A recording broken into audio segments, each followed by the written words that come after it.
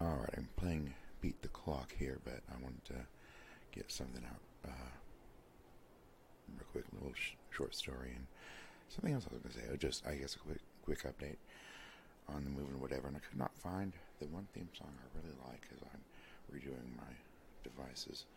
But I found this one that I forgot about with, I had made those 5 different theme songs, and I decided to make one that is all 5 of them at the same time. This is it.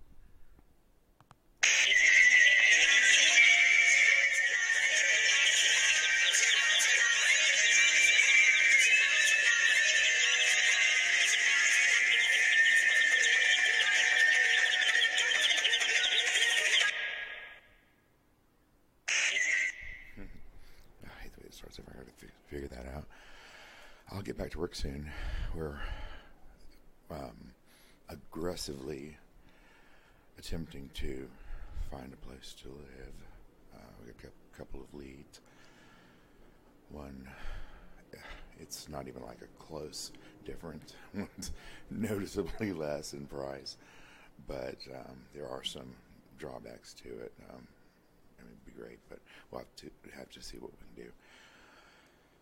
But the other one that's a tad bit more dear is really nice, wonderful, quite nice actually. And I would be able to have my own little studio, probably my closet, because I think the place has 3 closets. I can't remember now. I've seen so many different places, and the one place we had looked at just had a drowning in their pool over the weekend, and apparently these young kids, all, I don't know if they're high school or college, I think, I don't know, probably a mix, and they just take over the pool. And I mean, somebody showed the video because they tried to administer CPR. They said it might have been done there 10 minutes, and the amount of people that was there. And then I heard it was a ticketed party, so somebody promoted it, and I don't know. I never did hear if they lived there or not, but it was definitely not sanctioned by the management. And boy, I wonder what they're trying to do to backpedal this, or oh man, because the mother, and rightfully so, was begging on TV for anybody that was a part of police turning their cameras or videos of it. Hopefully they can put something together, because he couldn't swim, but if you're at a pool and somebody goes in, somebody's got to notice. And if there were other people in the pool, the pool isn't that deep that they couldn't have felt his hands on their legs. Anyway, that's not what I'm here to talk about. Hold on a second. Okay. Anyway, there are some big changes coming. Big changes, so be prepared, and it'll be okay. I will hold your metaphorical ear throughout this entire thing. But it'll be necessary, and it'll be good, and it'll be fun. And, so be on the lookout for that. Then I was like, what can I, what kind of story can I tell? I can talk about how I was, how did I put it? I was frightened into life. That's it. I was frightened into life. Because in my childhood, up until, I remember the whole time in California, which I only remember fully a couple of years, 4 and 5, and a little bit before that, based on what Mom said, Mom says about what I say was happening at the time. But is that too loud? Good Lord, sorry. For some reason, though, I always had nightmares. California, there were nightmares, and big giants, childish type nightmares, but with some adult, definitely psychological elements to them, because there'd be like a big creature of some kind. I don't remember what they looked like, and I would, for some reason, be trying to run across the street away from my house. I don't know why. Just trying to get away from it, I guess. And I become just slower and slower, more sluggish, and then I, kind of slowly get, go down to my knees, and I'm crawling, trying to get away from it. And slowly, I'm trying to get to the curb because for some reason that's, going to be the point of safety is the curb, and it's just I can't reach it. And there's a car coming on the road. Yeah, I'm sure we've all had similar type dreams. I've talked to others who have. That was a recurring thing, and my mother, I think I've talked about this. My mother cleaned houses sometimes. She did a lot of different things, and she sometimes, when I was in kindergarten, so of course, we didn't have a full day, and she would pick me up, and I'd go to some of the houses with her. I remember this one house that had these huge dogs. I think they were. I don't think they were Great Danes. It seems like, but they could have been. It seems like they were more slender, but. I also was always, even then, 4 or 5 years old, fascinated with the way other people lived, different, cultural things or different, whatever, I don't know, just differences in families that are so close together even. But there was this one house that they had I don't know what you call it, a rumpus room or whatever downstairs, and, probably like oh, good God, this was the 70s, so it was probably their version, of a tiny swingers club. They had a little bar area and stuff. There, and Mom hated it, but there was on the wall, there was I do love velvet paintings. I love them. I really want, I wouldn't mind having a velvet Elvis, but this was a velvet devil. And, it was the classic kind of man in a costume, not, any kind of cartoony look to him, and, with the red horns and everything. Probably had a cape, I think. I don't know. It was just more of like a portrait type thing. The devil sat for a portrait.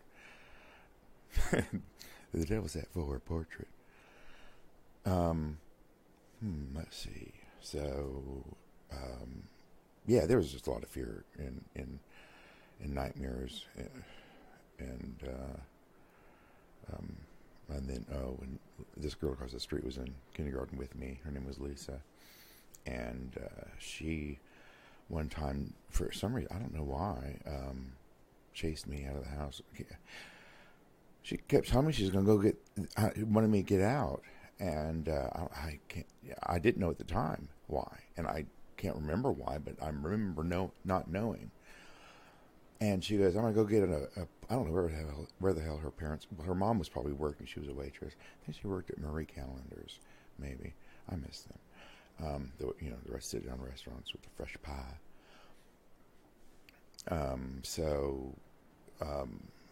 She kept saying, and I'll come back to her dad, she kept saying that she was going to go get a pole out from under her parents' bed.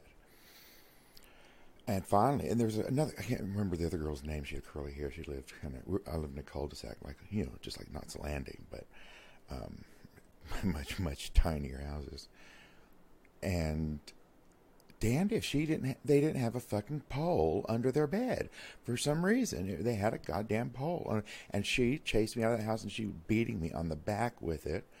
So, this is kind of the story of the first time somebody tried to kill me that I remember. And then I remember my grandmother was there. Because when I'd gone out, I remember they had been playing cards. I love playing cards. I got it from them. That's a whole nother story. Fun one there. Includes my Aunt Ava. My mom's aunt, but I call her Aunt Ava too. Lisa just chased me out of that house. It was. Oh yeah, Lisa was staying with that girl. I wonder where her parents were. So, and I had, actually, I don't even know if I want to go down that route. With time, I'll try. Okay. Years later, I came to learn that, somebody made a comment, or my mom said something about Lisa's father. And this is like, I'm in my 30s. And I'm like, what do you mean Lisa's father? And I had no memory of her father. And she's like, yeah, you were over there all the time. And I'm like, oh, I always thought her mother was a single mother. She's like, no. And it was really it just, I mean, it struck me as weird. It didn't frighten me. It just struck me as weird because, um, you know, there's, what if I suppressed something? I don't know. Who knows? But it could have been a million things. So I'm not, jumping to any conclusions. But the oddest part to me was the fact that I completely blocked this man out of my mind. And I seem to have since had a vague memory of baing over at the house, and he was in a chair or something, and Lisa and I were doing something whatever on the floor. Our little wooden cars back on the prairie. And but see, now a couple things. One, there's the whole Lisa might have been just jealous or something. I'm saying the worst thing happened. But then also, when we left California and came here, the nightmares kind of subsided, but they changed. And at about 6 or 7, I read a book on lucid dreaming. And, okay, I totally forgot I was tethered. Excuse me. So, yeah, at 6 or 7 or so, I read that book on lucid dreaming. And I had already had dreams of flying, except my flying was always fashioned after the Flying Nun, played by Sally Field, on TV in black and white. Well, I think it went to color. It was one of those transitional shows or something like I Dream of Jeannie and Bewitched. But she had the cornet over her habit, and she would hold on to her cornet so that it wouldn't fly away, and the starched sides would catch the wind, and she was able to float it because she was so slight and just a little wave, and she could fly around. So that's how and I've been flying in my dreams ever since I can remember, really, with some periods of not doing it, but I mean, as far back pretty much as I can remember flying as soon as I could or think of it. So in lucid dreaming, I was able to, when I recognized that I was dreaming, just fly away. So my nightmares got a lot. Well, they actually ended up getting a lot more intricate later on in life. Well, something brought on by, myself, and I. But yeah, I kind of got conditioned by accident, I would say by accident. I conditioned myself behind my parents' backs. Oh, that sounds horrible. Ooh, I don't like that at all. So, here we go. I'll just say this. I can remember sneaking down the stairs, which was never an easy feat, except for when they had carpeted them. Mom would change them all the time, but the hardwood floors would creak at certain times, and you have to be careful. But the railing thing, it was a split level, so there's like 5 stairs down to the what we call the living room or den. Yeah, can't remember what how my rooms were called now. But the railing to the kitchen was metal railing, wrought iron. And I can remember watching, more than one scary movie that they were watching.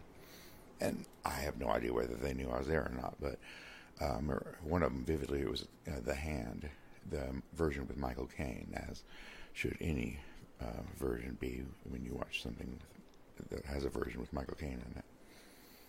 And it scared me, and it gave me my biggest fear of, I was already scared of the dark. I already was scared of the dark, but that hand, because after that movie, it was forever before I stopped feeling like there was a hand going to come out from under the bed. And I can remember when I was really young, jumping from, when if I had to pee, and I would jump from the mattress to the doorway. I would leave my door open so I could do that. And then, that's, logical. I took that in, and it became a fear for me. Even if it was irrational, I wasn't quite there yet in thinking that way. I also wasn't quite there yet in experimenting with myself psychologically. So some things defied explanation, and this is a very huge. Well, I guess it's not that huge. A lot of people that know me know this actually. Thank goodness. Oh, good. I can hear this cord rattling. When I was young, I guess, well, early to mid 70s, I guess, or around mid 70s, because it was when Three's Company hadn't been on for too long, I don't think. But I was still young enough to know that, or old enough to know that, something was going on, because, I kind of felt like differently than other people talked or spoke about themselves. But I was still too young to understand even, sexuality, even, though we, of course, in 6th or 7th grade, I can't remember, I had to go to Fernbank Nature Museum to see the film. And the woman gave birth, and Jeannie Vincent behind me threw up. She had one of those cats with the caps or coats with the fur around the hood, fake fur, of course. It ended up all matted up, but that's beside the point. And there was a woman from our church that taught the class, so that was very comfortable for me. But I was younger than that, so this made I don't understand how anything translated to this sudden irrational fear that when I took a bath, because I was still at the point where, I didn't really constantly take toys in with me, but I still, took baths. But I was convinced that somehow, for some reason, I didn't know, my mind picked John Ritter to be watching me.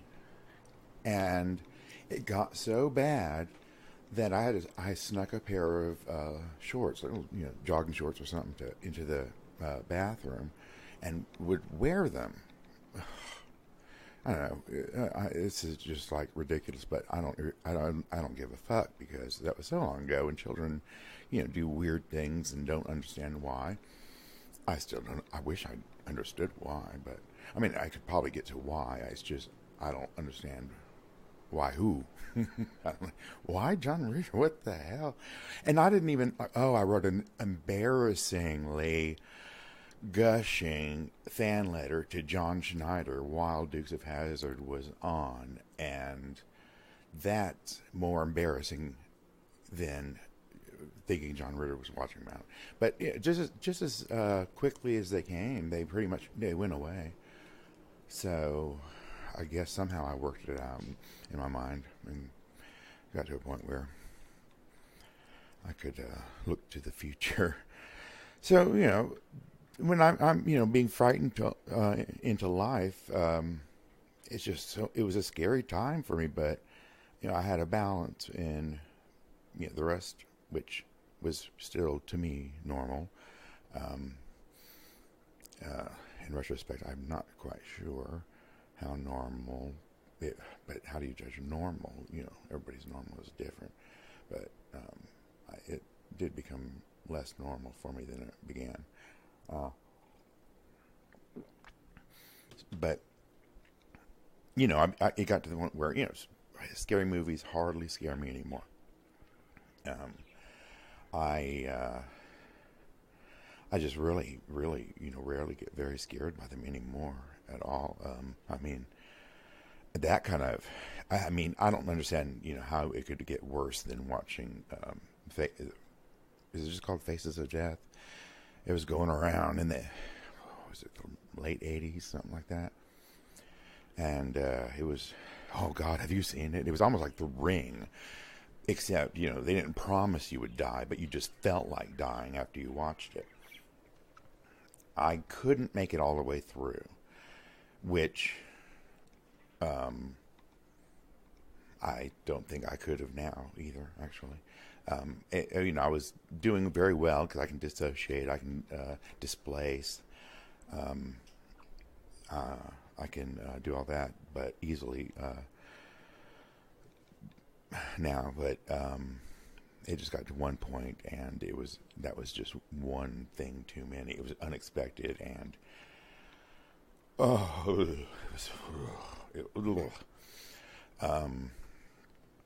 but yeah, that after that, everything I saw, I knew was fake, and it was just so much less real, and to me anymore. I could enjoy it. I can still enjoy them. I do. But they're more fun to me now, instead of being scary, and I like that. And I even more so enjoy when I find one that does properly scare me. And I can't think of the last one that really was. I'd have to think about that and get back to you, because I was thinking of doing a favorites one, because I don't really do favorites a whole lot. I don't have a favorite color. Sometimes I like a red right now, and I'll wear it for a little bit. Or now I think I wear a blue shirt today, and then that kind of carries on for a bit. But I don't have a particular favorite color. A lot of other things. I've got a few favorite singers, but so I thought I talked about favorites. So anyway, I don't get scared of the movies anymore, and the dark became less scary to me, and the hand disappeared from under the bed, and it came.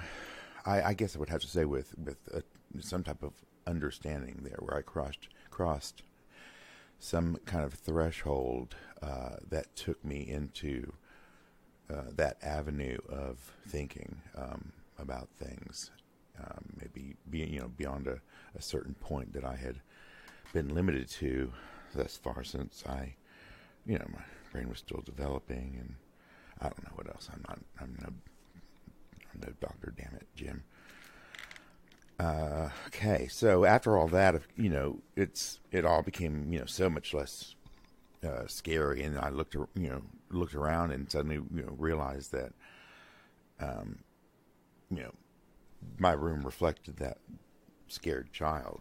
I'm pretty sure I had real Star Wars sheets, but my wallpaper was comically embarrassing, generic science fiction, just barely.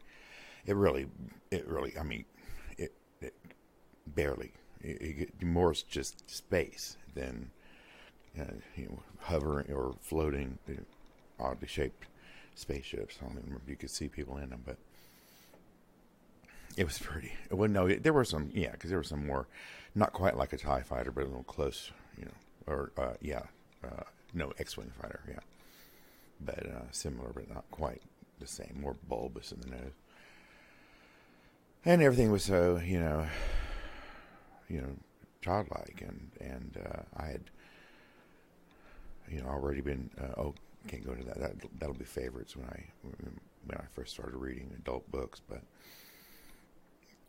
it was time for me to move on. I was ready, done with all that stuff, because now it just meant a scared time, and so of course I had to wait my turn.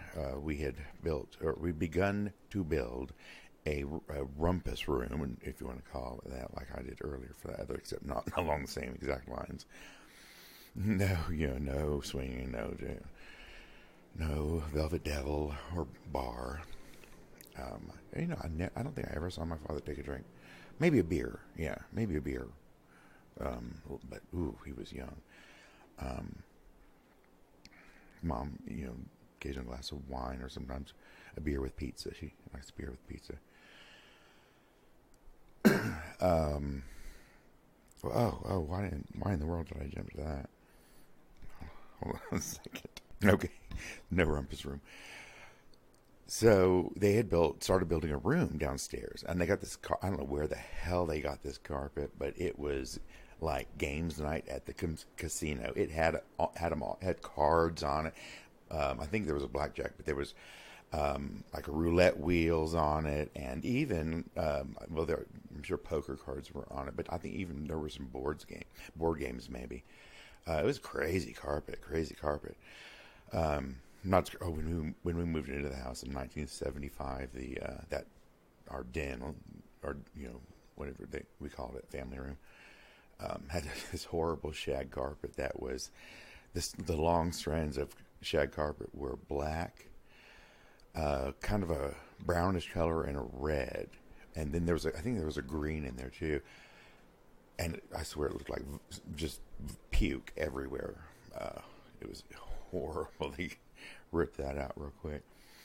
So, they're in the middle of fixing up this room in the basement as an extra, room probably for the kids or something to entertain, or to entertain anybody, because they had people over for cards sometimes. Big on cards we are. Well, so suddenly, Rick gets married. My oldest brother Rick gets married, and no real fault of his own. They were waiting to get to have their house built, so they lived in the room in the basement. Well, that got the rest of us thinking, and I was like shit, which I didn't say because I didn't say shit back then, but I was like shit. I'm last in fucking line. Again, I'm editorializing now. So I had to wait my turn. They moved. Rick and Judy moved out and to their house, and then Ron moved into the room, and then Ron got a place, and then Ron came back, and then Ron got a place, and then Tim moved down there, and me, at that point, then I had my choice of the bedroom, so I would move around. This would be my bedroom, and I had 3 to choose from until Mom set up shop in with their sewing in one room. And Tim got married, and then it seems like Ron. No, yeah, Tim got married, and suddenly, it was Ron. That's right, Ron got it again, but then Ron got married. Something along those lines. It's not important. And then I finally got the room, and it meant a certain sort of freedom too, because it was right by the basement door, which was a full door. So it was so much easier to get in and out without being heard. And I mean, I told them, I'd come in and out that way. So, if they say I didn't hear you, sometimes I park on that side of the house because, it was closer to the door. And, so that's why, I tell them the truth. Well, I came in that door. I didn't want to wake you up. Etc. Of course, as always, I feigned not knowing what time it was. I've always, my credo has been to remain, what is it? Some type of ambivalence at all times. Vaguely ambivalent at all times.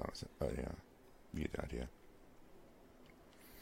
And so I moved down into the 12 by 24, the big boy room, and it was just, everything around it in it, and it was just so much of a room, and but it was my transition time to discover what was what with people, and what was what with me, and then some wonderful stories will come about what happened with whatever else I found after that point.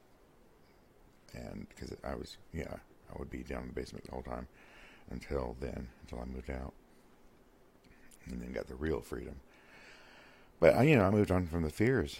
I had to. I didn't want them to follow me. Maybe that's why I was rearranging around rooms all the time. I didn't want them to follow me where I was going, because I was trying to get away from them. I mean, I would have interesting. That's another story too, about the ideas about.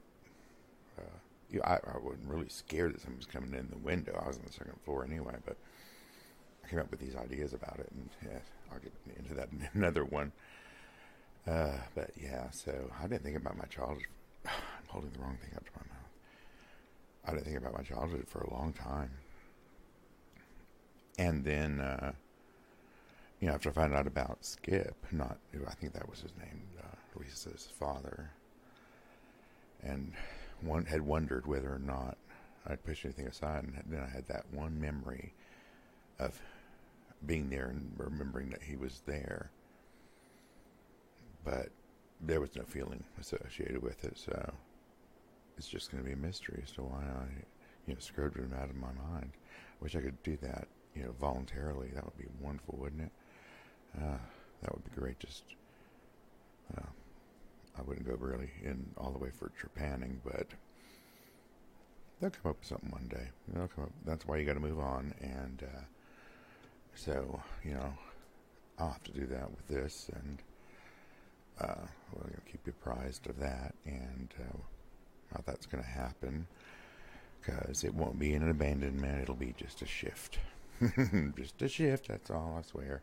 But it'll be new, but in the same places. Look, it's him. Oh, look over there, that's him. That kind of thing. And I think that's about it. Yeah, I was frightened and alive. My brother, terrorized me sometimes, but it was that was in a different way. Just scared to death he was going to get a hold of me, chase me down. But yeah, I dealt with a lot of death early on. Animals mostly, but some people too, and so I don't know. I was kind of, Mom, was never shy about talking about death because, of course, it's all around the Bible. Death, death, death, death, death. And so I got to learn all about that. I guess I got pretty hardened at an early age. I would listen a lot too, like to the news when Dad would watch it, and so sometimes I get at the point where I'm like, I don't even understand. I don't even know if this is bothering me or not. Is it?